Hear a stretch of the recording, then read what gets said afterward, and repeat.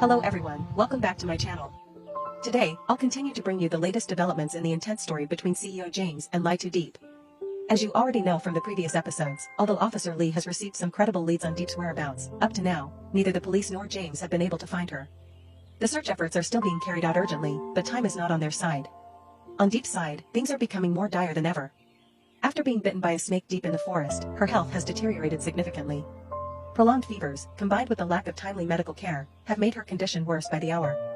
She's nearly completely exhausted. But somehow, with a flicker of willpower left, Diep struggles through the cold rain, trying to find a way out, hoping to save herself. The scene is heartbreaking, a small, fragile girl all alone in the wild, battling both physical pain and nameless fear. Meanwhile, James is like a man who has lost his compass. Though strong and rational in business, when faced with the possibility of losing the woman he loves most, he is falling apart. He throws himself into the search like a madman, ignoring the weather, ignoring all warnings. In his heart, there is only one goal. He must find Diep, whether alive or on the brink of collapse. He needs to see her with his own eyes. So, will CEO James find Diep before it's too late? Will their powerful love help them overcome everything? Stay tuned until the end of today's episode to find out more emotional twists in this story. After a long, relentless day without rest, Officer Lee and James were nearly exhausted from combing through every inch of land around the suspected last known location of Ly Tu Diep. They left no stone unturned, from narrow alleyways where even daylight struggled to reach, to dense forests with knee-high grass. They even weaved through the most crowded markets, where hundreds of people passed by daily, hoping someone might have caught a glimpse of a strange, fragile, solitary girl. But everything fell into silence. No one remembered. No one knew. No clue emerged. Diep's trace had seemingly vanished into the noise of the world, leaving behind unanswered questions. Standing amid the crowd, James felt as if he had fallen into a cold void, where fear slowly crept in, silently forming in the corners of his mind. What if Diep had truly collapsed somewhere? What if he was too late? What if everything had slipped beyond his reach? These thoughts pierced him like needles, sending his mind into chaos, his eyes constantly blurred, by the rain or perhaps by tears that refused to fall aloud. Officer Lee, though always dedicated and understanding, eventually had to leave.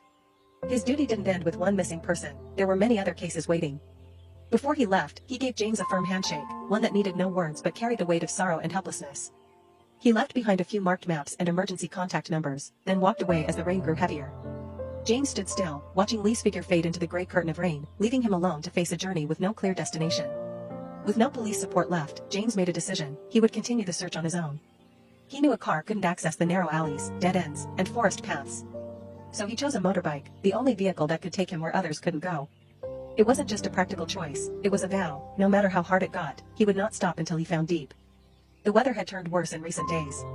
The rainy season had officially arrived, torrential rains poured from morning to night, from night to dawn. The roads were slippery, many parts so muddy they were indistinguishable from deep puddles. Still, James carried on, raincoat on, helmet secure, checking every poster with Diep's photo. That familiar face, now resembling a missing person's image, stirred sorrow in the hearts of those who saw it. He plastered the posters on walls, utility poles, the back of his bike, even his chest and back, so anyone passing by might recognize and remember. He rode through village roads, into hidden forest communities, old motels, provincial markets, rural clinics, even abandoned churches. Anywhere with a trace of humanity, he stopped. And every time, James asked the same, aching question: "Have you seen this girl?" But the shaking heads, the sympathetic glances, only deepened his despair. Yet, he refused to fall. Within James still burned a flame, small but unwavering, called hope. He believed that as long as he kept walking, kept searching, there was still a chance. And even if that chance was no more than a faint glimmer at the end of a dark tunnel, he would follow it to the very end. In the downpour, each drop of rain stung his skin with icy sharpness, but nothing stung more than the ache in his heart. Hands clutching the handlebars, eyes fixed on every turn, every shadow. On the muddy, shadowed path, the man kept moving forward, quietly, steadily, driven not by the need for reciprocation, but by a love so deep it only asked for one thing: that she still lived, and could come home. Days of relentless rain during his desperate search for Diep had finally pushed James's body past its limits. The rain didn't just soak his clothes or seep into his skin with numbing cold, it became a dark symphony of despair, echoing with every beat against his resolve, slowly wearing down a man clinging to a fragile hope. Each hour passed in silence and futility, draining his spirit, and his body, already weakened from days without rest, began to give in. That afternoon, the rain still hadn't stopped. Tiny drops like needles lashed at his face as he returned home. James staggered inside, drenched head to toe, his face pale from the cold, and his steps faltering, as if the lightest gust could knock him over. His mother, a strong, elderly woman, was already waiting by the door. From the very first day Diep went missing, she had quietly watched her son's every move. She never stopped him, never complained, just stood silently like a steadfast tree sheltering him from the storm. The moment she saw him, her eyes dimmed. In that instant, she didn't just see a grown man, but the little boy who once burned with fever in her arms, now struggling to stand tall for a woman he loved. James opened his mouth to speak, but dizziness struck, forcing him to brace against the wall. His mother rushed to support him, her hands trembling slightly as they touched his forehead, burning hot. He had a high fever. "You need to rest, James," she said gently, her voice laced with worry but calm. "If you keep going like this, it won't be Diep who disappears first, it'll be you." James said nothing. He gave her a weak nod, trying to ease her concern. But before he could even change clothes, he collapsed onto the bed. His body burned, sweat drenched the pillow, and his breathing turned shallow and heavy. His mother sat beside him, wiping his face with a warm cloth, eyes never leaving him for a second. In over 20 years of raising James, she had never seen his eyes look so hopeless. The love he held for Diep, though never spoken aloud, was clearer than any confession. James slipped into a fevered sleep. In his restless dreams, he kept seeing Diep. Sometimes she stood in the forest, soaking wet, eyes wide in panic calling his name. Other times, she lay collapsed on the roadside, arm reaching out to him, silently pleading for help. The dreams were vague, blurred, voiceless, but haunting enough to twist every breath he took. Then the phone rang, breaking the suffocating stillness of the small home. His mother answered immediately. A man's voice came through, gruff but certain. "I'm calling because I saw the girl from the flyer. I think I saw her." He recounted how, 2 days prior, while driving his truck through a remote forest road, about 70 kilometers southwest of James's home, he saw a young woman walking alone by the roadside. It was pouring rain. She had no umbrella, just a thin, drenched coat, walking slowly, her eyes distant and empty. What struck him most was how utterly tired and alone she looked, a girl in the forest, in the rain, with no luggage and nowhere to go. When he returned to town and saw the missing person flyer, he realized it was her, the same face. "I'm not sure," he said cautiously, "but if it's her, she needs help. Urgently." He then gave a detailed description of the location where he saw her. James's mother returned to the room. James was stirring, still feverish and weak, but his eyes had regained focus. She relayed every word from the call, trying to stay calm but unable to hide her excitement. Before she could finish, James was already sitting up, like a jolt of electricity had surged through him. He trembled as he pulled himself upright, searching for the map and marking the place the caller described. "I can't miss this," James said, his voice raspy from fever. "I have to go now." "You're very sick," his mother said, holding his hand. But James shook his head, eyes glistening. "What if she's still there, and I'm too late?" His mother went silent. No words could stop a heart that loves. Minutes later, James had thrown on his coat, his rain gear, and attached the last of his flyers to his bike. He kick-started the engine. The rain outside began falling harder again, as if testing his resolve. The road ahead was long, dangerous, and his body still burned with fever, but James wouldn't allow himself a single second of delay. Once there, he wasted no time. He plastered posters on every rest stop, store, roadside stall. He asked every local, every passerby. Each shake of the head pierced him like a needle, but still, he pressed on. The forest wind cut like blades, rainwater ran down his face, and his hands trembled from cold and fever, but James did not stop. As for Diep, her condition was worsening by the day. Since the snake bite, although the wound had passed its most dangerous phase thanks to the first aid knowledge she once learned, the venom had already done its damage. With no medicine, no one by her side, the wound on the surface might heal, but inside, her immune system was slowly collapsing. Her body had begun to waste away. Her cheekbones jutted sharply beneath her pale skin, her eyes sunken, lips cracked from dehydration. Since the day of the bite, Diep hadn't had a real meal, only scraps of stale bread, wild fruits from the forest, or handfuls of weeds plucked from the roadside. Occasionally, she gathered the last of her strength to knock on doors in nearby villages, asking for work, but each time, she was turned away. Diep understood what she must look like. Soaked clothes, mud-streaked skin, tangled hair, a feverish, hollow face. She didn't blame anyone. If she were them, she too might not trust a nameless girl wandering in the rain as if fleeing from something. Those silent rejections, no insults, no harsh words, cut even deeper. They told her one thing: she was slowly becoming invisible to the world. The monsoon rains had dragged on for a week, as if the skies, too, had no compassion left for the small girl's fate. Every morning she awoke to gray clouds, biting cold, and suffocating humidity. The constant downpour meant she couldn't stay in one place too long, forced to keep moving either to avoid detection, or simply to find something edible. She once rejoiced over half a loaf of bread left behind. She drank rainwater caught in leaves, there were no other options. But the human body has limits. And Diep was nearing hers. The cold and rain had brought on a serious chill. Her early coughs were faint, sporadic, but they soon grew frequent and harsh, stabbing her chest with each spasm. Her throat burned, breath came in ragged gasps. Every coughing fit forced her to cling to a tree or rock to stay upright. Her chest felt compressed, her vision blurred from fever.